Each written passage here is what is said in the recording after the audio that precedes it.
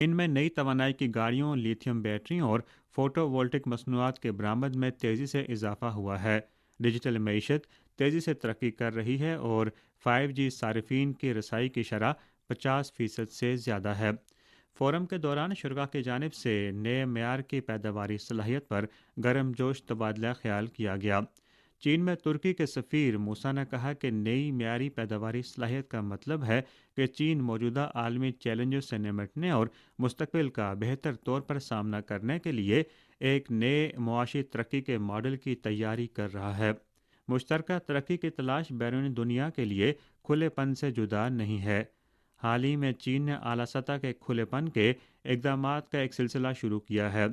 ताज़ा तरीन आदाद शुमार के मुताबिक रवां साल जनवरी से फरवरी तक चीन में नए कायम होने वाले गैर मुल्की सरमाकारी के कारोबारी इदारों की तादाद में 34.9